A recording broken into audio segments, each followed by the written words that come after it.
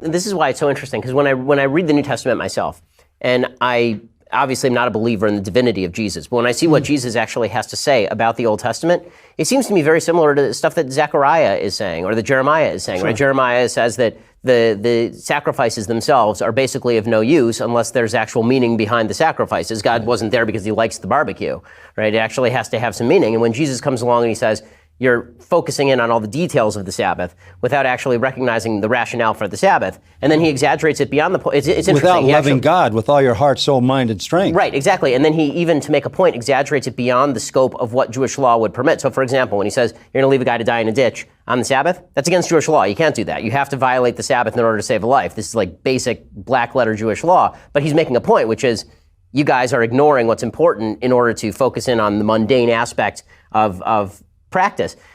Like that's not unique to Jesus. In other words, there's a long prophetic tradition of people saying exactly that. And in the modern Jewish world, it's called Musar. It's basically just telling people what they should understand about the values beyond the black letter law. And this is why I think it's fascinating to me when I talk with people who are real biblical scholars from the Christian side, that all the I won't say all, a lot of the areas where Christian scholars think that Christianity has departed dramatically from Judaism, I think are not really dramatic departures. They seem to be reflections of Judaism from a slightly different angle.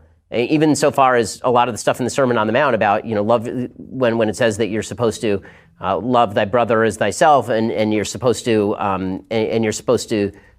treat your brother as you would wish to be treated, and all of this. I mean, that's present in the Old Testament too. No, right? I think what Jesus did in the Sermon on the Mount was elevate the teaching of the rabbis.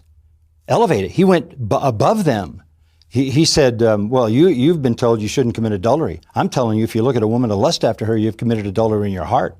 He got to the heart of the law. They were content with the practical application of the law. He was not content with that. So I would say that Jesus was the purest Jew that ever lived because he understood the elevation of the law to the heart and the soul. It would be a monstrous responsibility for some committee to have invented Jesus. When you hear even the people in his time saying, "Never a man spoke like this man," that he is a person that doesn't seem to have been a product of human invention. And you could say, well, Jesus is a good teacher, but good teachers don't claim to be God. They don't say, I and God are one. They don't say, I created the universe. That's not a good teacher. That's somebody who's crazy, as a lunatic, or somebody who